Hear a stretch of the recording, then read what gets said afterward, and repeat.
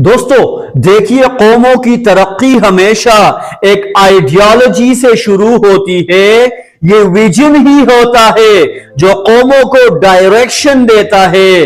अगर किसी ने पाकिस्तान के नौजवानों के अंदर मोटिवेशन, करेज और सेल्फ बिलीफ पैदा किया तो वो है इमरान खान।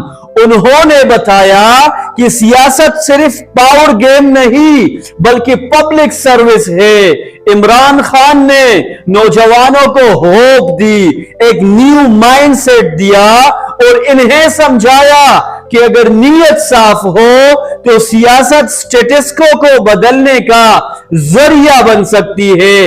यही इनकी लीडरशिप क्वालिटी है कि उन्होंने सोच बदल दी। उन्होंने एक आम पाकिस्तानी को यह एहसास दिलाया कि चैन सिर्फ ख्वाब नहीं, हकीकत बन सकता है। इमरान खान ने नौजवानों को बताया कि हम ट्रेडिशनल पॉलिटिक्स से हटकर भी अपने वतन के लिए काम कर सकते हैं। उन्होंने कहा कि पाकिस्तान को बने 80 इयर्स हो चुके हैं मगर हम आज भी अंडर डेवलप्ड स्टेज पर खड़े हैं। हमारे पास रिसोर्सेज है, टैलेंटेड यूथ है, स्ट्रेटेजिक लोकेशन है, मगर बदकिस्मती से पॉलिटिकल सिस्टम ने हमें बैक रोड डायरेक्शन पर ढकेल दिया है। यहां पावर रोटेशन चलती है और मकसद सिर्फ सेल्फ इंटरेस्ट होता है।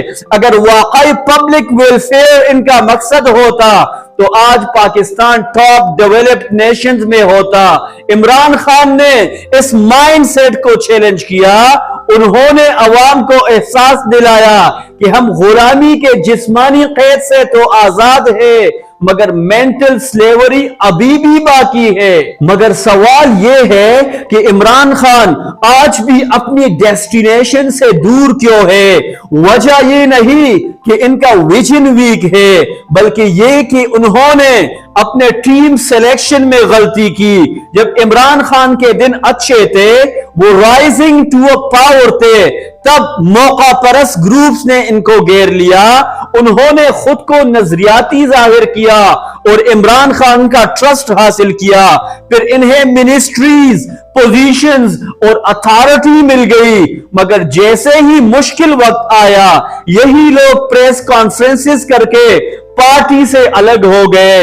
ये वो लोग हैं जो सिर्फ अपने पर्सनल गेन के लिए सियासत करते हैं, जिन्हें न कौम की परवाह है न नजरिए की परवाह है।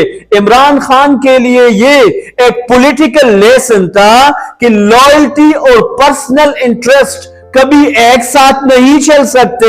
अब इमरान खान के लिए वक्त है कि वो री इवेल्युएट स्ट्रेटजी करे।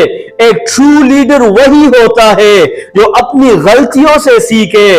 मोमिन एक सिराग से 2 दफा नहीं डसा जा सकता। इमरान खान को चाहिए कि वो इन मौका परस्तों से फासला रखे और सिर्फ आइडियोलॉजिकल वर्कर्स पर भरोसा करे। जैसे हाल ही में उन्होंने सुहेल आफरीदी के बारे में जो डिसीजन लिया, वो एक परफेक्ट एग्जाम्पल है। सुहेल आफरीदी एक ग्रास रूट लेवल का कारकुन है जिन्होंने पार्टी के कोर आइडियोलॉजी के साथ हमेशा कमिटमेंट रखी। अगर इमरान खान ने इसी प्रिंसिपल पर आगे बढ़ना जारी रखा तो इनका मिशन अकॉम्प्लिश्ड हो जाएगा।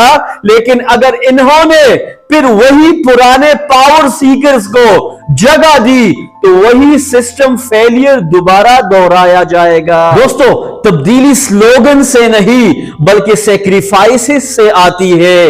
इमरान खान ने कौम को एक पर्पस दिया, एक नेशनल कॉन्शियसनेस पैदा की। अब वक्त है कि नौजवान अपने रोल को समझे, क्योंकि इनकलाब सिर्फ एक लीडर नहीं लाता, वो अवाम और नजरिए की यूनिटी से आता है। पाकिस्तान को अगर तरक्की देनी है तो हमें आइडियोलॉजिकल बेस को मजबूत बनाना होगा, न कि टेम्पररी इंटरेस्ट के पीछे भागना।